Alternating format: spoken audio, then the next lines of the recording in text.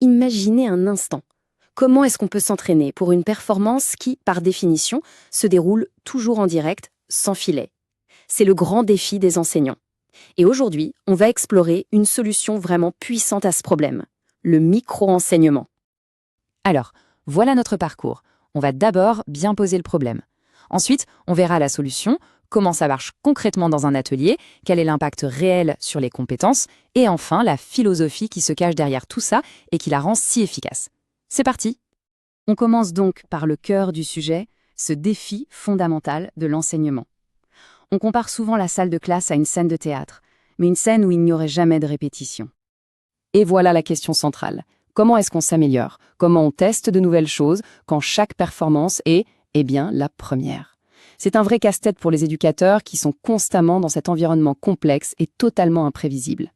Pensez-y, un acteur, un musicien, un athlète, tous répètent sans cesse dans des conditions contrôlées. Les enseignants, eux, ont très rarement cette chance. Ils sont directement sur scène. Ça rend le perfectionnement de leurs compétences particulièrement difficile. Bon, si la salle de classe est une scène sans répétition, la question est comment en créer une. Et la solution, c'est une approche qui fonctionne un peu comme un simulateur de vol pour les pilotes. On l'appelle le micro-enseignement. En gros, l'idée du micro-enseignement, c'est de tout simplifier. On prend l'acte d'enseigner, qui est hyper complexe, et on le découpe en tout petits morceaux gérables. Moins d'élèves, moins de contenu, moins de temps. L'objectif, c'est de créer un espace sûr, une sorte de laboratoire pour s'entraîner, tester et s'améliorer sans la pression d'une vraie classe. Et attention, ce n'est pas du tout une nouvelle mode passagère. C'est une méthode qui a fait ses preuves, qui remonte aux années 60 à l'université de Stanford. Elle a été conçue dès le départ pour répondre très exactement aux problèmes qu'on vient de décrire. Quand on le compare à la formation plus, classique, le contraste est vraiment saisissant. D'un côté, on a des leçons complètes, un feedback qui arrive souvent bien plus tard. De l'autre, avec le micro-enseignement, on se concentre sur une seule compétence, une seule, pendant 5 à 10 minutes. Et le point crucial, c'est que le retour est immédiat, constructif, et tout ça dans un environnement sans risque. Très bien, mais alors, concrètement, ça se passe comment, une session de micro-enseignement?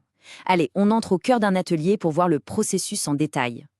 Tout repose sur un cycle très simple, en 4 étapes. Planifier, enseigner, observer et repenser. Ce n'est pas juste une liste d'actions, c'est une véritable boucle d'amélioration continue.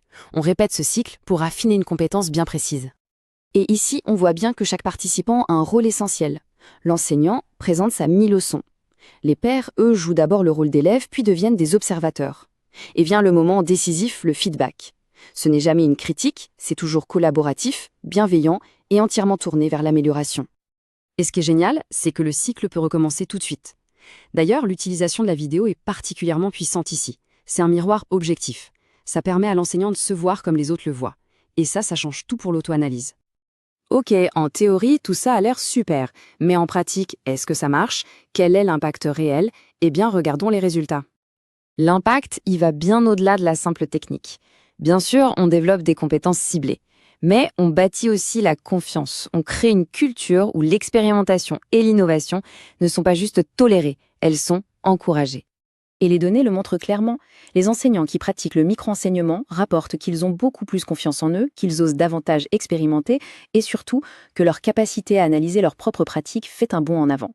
Mais la preuve la plus spectaculaire, elle vient sans doute des travaux d'un grand expert en éducation, John Hattie. Ce chiffre, 0,88. Ça peut sembler un peu abstrait, mais c'est ce qu'on appelle la taille de l'effet sur la réussite des élèves. Pour bien se rendre compte, il faut savoir qu'un effet de 0,40 est déjà considéré comme l'équivalent d'une bonne année d'apprentissage. Alors 0,88, c'est plus du double.